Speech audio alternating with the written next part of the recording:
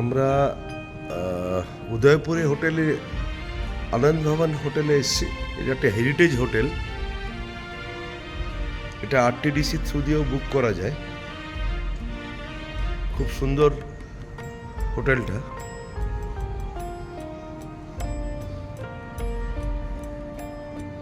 একটু দেখাই, ভালো লাগছে বেশ।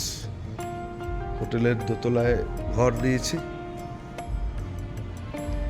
বাইরেটা একটু পাহাড়ের ওপরে, ওই নিচ থেকে রাস্তা দিয়ে উঠে এসে এসে পাহাড়ের উপরে হোটেল, একটু উঁচুতে, যার জন্যে এটাও সুন্দর। যে এই রুমটা আমাদের,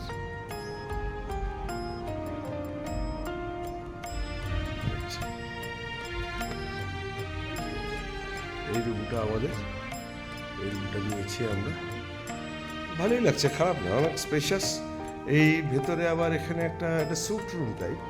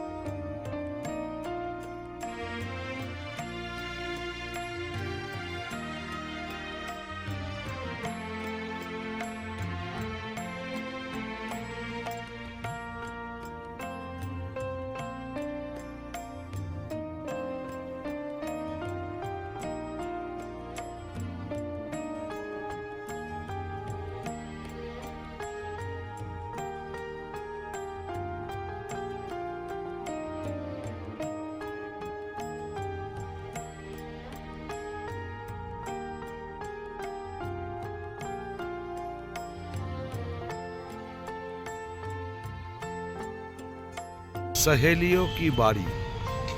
রানী তার বন্ধু বান্ধব নিয়ে বাগানে ঘোরাফেরা দেখতে এসেছি। আজকে প্রথম স্পট সহেলিও কি বাড়ি।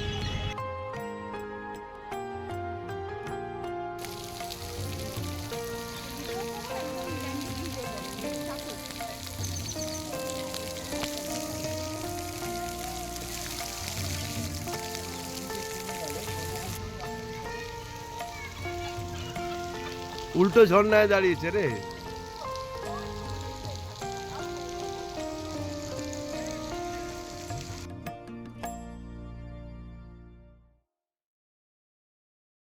উদয়পুর আমরা পৌঁছেছি মাউন্ট আবু থেকে, কিন্তু বাসে করে। নইলে আবার ট্রেন করলে মুশকিল হতো, যে আবার আবু রোডে আসো, আবার ট্রেন ধরো, আবার উদয়পুর যাও। তার থেকে একবারেই মাউন্ট আবু পাহাড়ের ওপর থেকে ঘন্টা 4 জার্নি বাসে। তো বাসে করে একদম মাউন্ট আবু থেকে আমরা উদয়পুর বাস স্ট্যান্ডে এসে দিয়েছি ঘন্টা 4 পরে।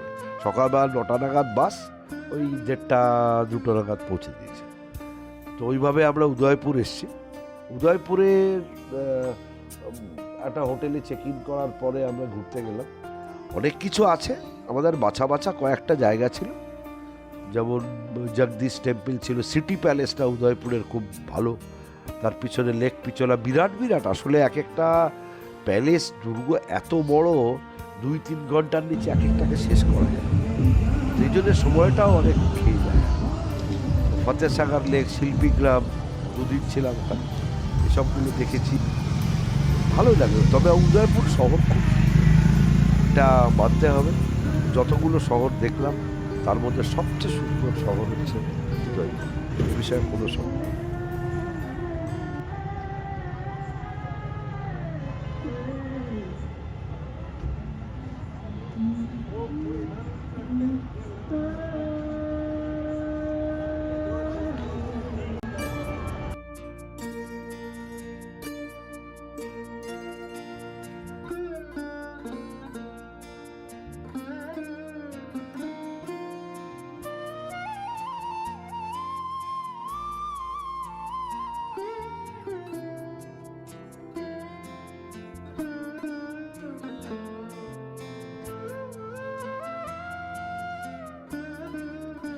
সকালে একটু হাঁটতে বেরিয়েছি, একটু পাহাড়ের ওপরে, তাই হেঁটে নিচে নামছি। অত ঠান্ডা নেই এখানে। উদয়পুরে দেখছি যা, যোধপুর বা জয়সালমীর বা বিকানিরে যে ধরনের ঠান্ডা পেয়েছি, বা মাউন্ট আবুতে যে ধরনের ঠান্ডা পেয়েছি, সেই ঠান্ডাটা কিন্তু এখানে অত নেই, কিন্তু কম।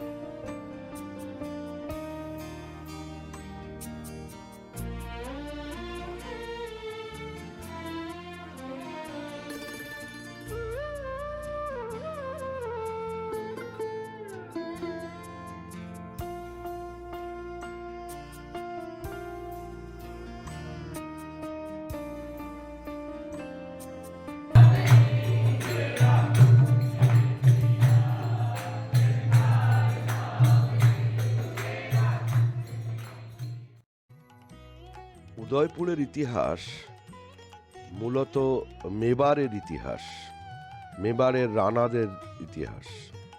মেবারের রাজধানী ছিল চিতোরগড়। সম্রাট আকবর যখন চিতোরগড় দখল করে নেন, তখন 1559 সালে মহারানা উদয় সিং দ্বিতীয় এই উদয়পুরের শহরের পত্তন করেন। এই উদয়পুরের তার রাজধানী সরিয়ে আনেন। সেইখান থেকে এই উদয়পুর প্যালেসের কাহিনী শুরু। আমরা উদয়পুর সিটি প্যালেসে ঢুকলাম। এটার কথা অনেক শুনেছি, বলে the best maintained palace in Rajasthan.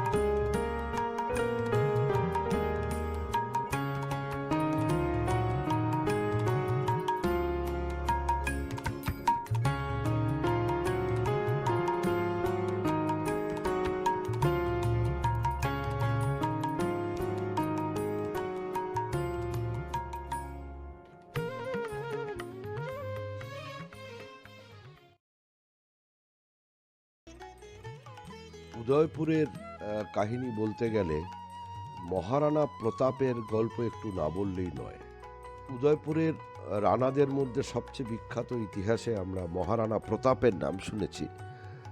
এই মহারানা প্রতাপ এক বিশেষ হচ্ছে, উনি প্রায় সারা জীবন ওই মোগলদের সঙ্গে যুদ্ধ করে ওনার কাটে, এবং মোগলদের যুদ্ধ করে তিনি পরাজিত করেন বিভিন্ন কায়দায়।